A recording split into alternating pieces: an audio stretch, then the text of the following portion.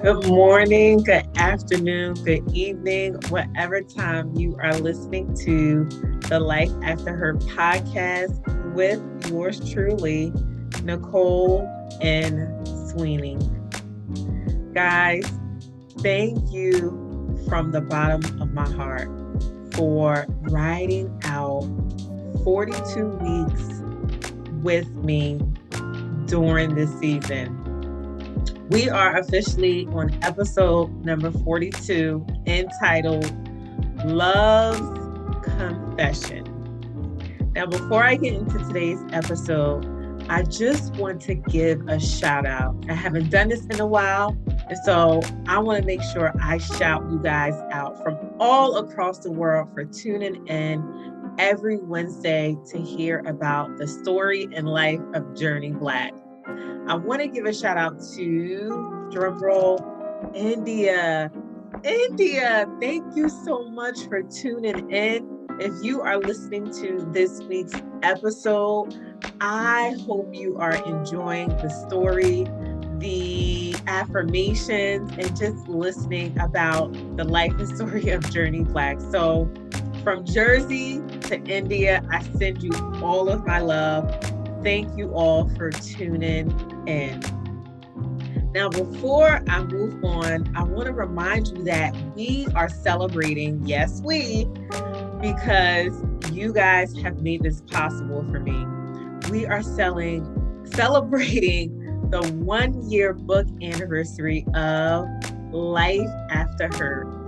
I'm celebrating all month, and there is no celebration without all of you. So I want to personally invite each and every one of you to my upcoming sip and chat that is being hosted online on Saturday, November the 20th at 7 p.m. Bring your wine, your juice, your water, your soda, whatever you choose to drink, and your copy of Life After Her.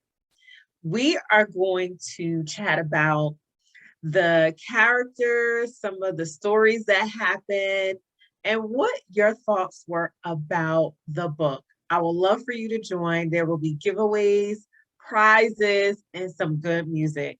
So make sure you register in advance so that you can get the Zoom link to participate. So go visit my website, NicoleSweeney.org, to register, or go to any of my social media platform pages and you will see where the link is at so that you can register in advance. All right, let's jump into episode number 42, Love's Confession. Journee graduated college, and now it was time for her to move back home. She didn't know what to expect. Things were a little rocky when she was away, and she had no idea where life was actually taking her. So Journee moved back home, and she had to stay with Khase because she had nowhere else to go. When Journee finally moved in, Khase pulled out the red carpet for Journee, y'all. When I say red carpet, red carpet. He purchased a beautiful gift basket for her that was filled with smell goods and lip gloss, all the things that Journee loves. And not only that, he purchased an entire wardrobe to prepare Journee for the workforce. So, what did he buy? I'm glad you asked because I'm about to tell you.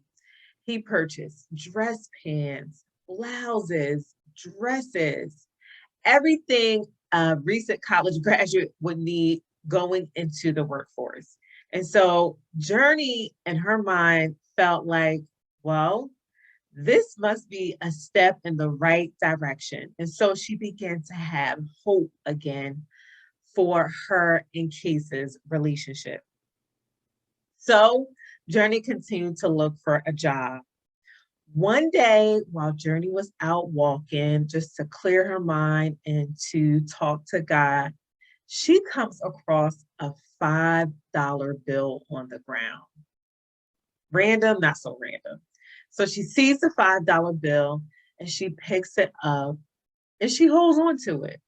Now, $5 for Journee, a recent college graduate who had no job and no prospects of a job, that was a lot of money. And Journee felt like that could go a long way. So that Sunday in church, Journee had made a decision to give that $5 bill back to God. It really was a faith step for Journee because she knew God would provide. She didn't know how, she didn't know when, but she just knew that God would provide. And that $5 bill, her putting that $5 bill in the tithing basket that would go around every Sunday, she knew that that was her way of telling God that she trusted him. So she put the $5 bill in the offering plate. She did it without even thinking twice about it. Have you guys ever done that before, where you didn't know where your ends were going to meet or how God would provide, but you offered God something and you didn't know how it was going to turn out? And actually, it was a sacrifice for you. Trust me, God blesses our sacrifice. So the following Sunday, one of the deacons at the church had given Journee an envelope. Journee didn't know what was inside the envelope. She had no idea why he gave it to her. She was just so grateful. So she ends up telling the deacon thank you, and she gives him a huge hug and a kiss. She went to the bathroom. She opened up the envelope and she saw that it was a $100 bill inside of that envelope. Journee had no idea that was coming.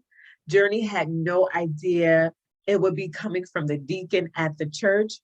And Journee had no idea that when she opened the envelope, she would be receiving $100 bill. Now, that is something that Journee was so excited about in the moment. She trusted God and she saw the harvest that she reaped in trusting God. And so she was so excited and she knew God had more in store for her. So she continued to keep her faith. God is always working behind the scenes. When we can't see him, God is working. So Journee continued to walk with God. Then things would become crystal clear between Journee and Khase when it came to their relationship. So let me tell you a quick story or a quick excerpt that happened in chapter 42. One Easter Sunday, Khase did the unimaginable. He delivered a personal monologue to Journee, and here is how it went.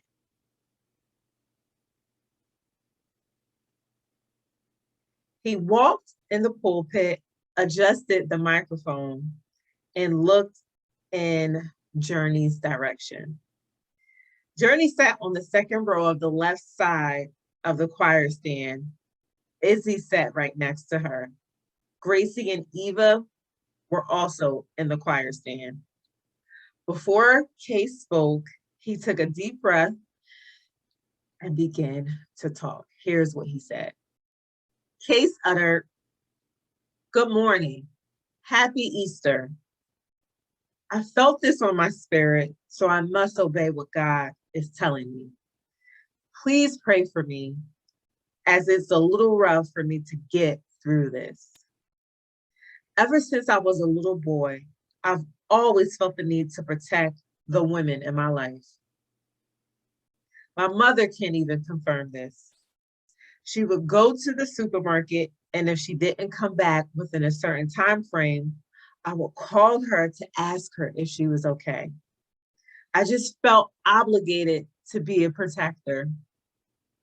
I even suffered a cut on my left hand some years ago, fighting off this robber that was trying to hurt my ex-fiance.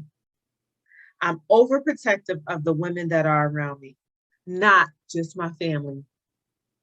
Any female, he shouted. So, for those of you who are saying things about me, I am not a pimp. I am not a womanizer. Because of this, I've closed off my heart for years until recently. With a straight face and raised eyebrow, Journee was yet again confused and annoyed by Khase. She was frustrated too. She couldn't believe it. She couldn't believe it. So Khase continued on with his monologue. While looking back at Journee and smiling, he continued. But I found love again. God has blessed me with a love, a special love, and I'm happy. She's the best thing that happened to me, and I am thankful.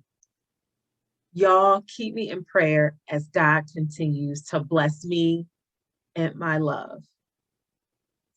So there you have it, folks. In order to find out what happens next, go and purchase a copy of Life After Hurt, A Sister's Tale. Today's affirmation is, when God will go to the ends of the earth to protect you and ensure that your purpose remains intact.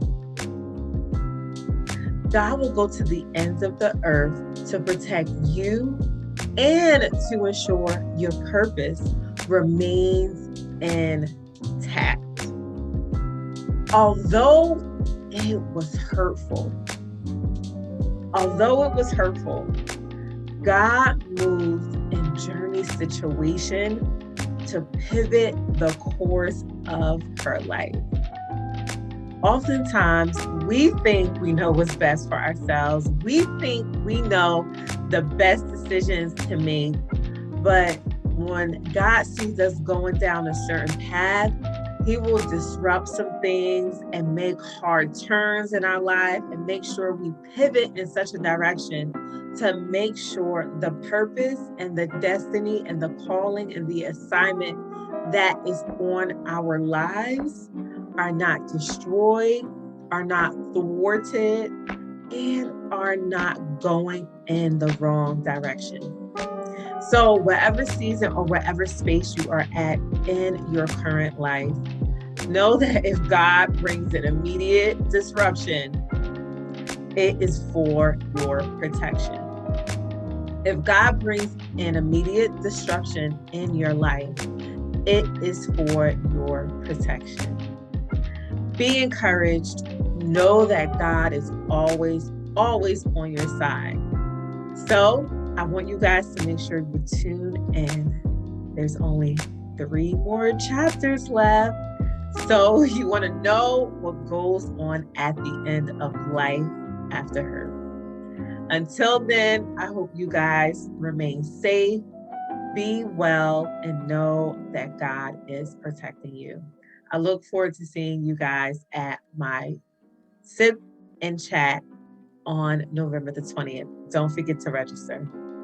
Have a great rest of the day, afternoon, or evening, and always remember that God is proud of you. Bye.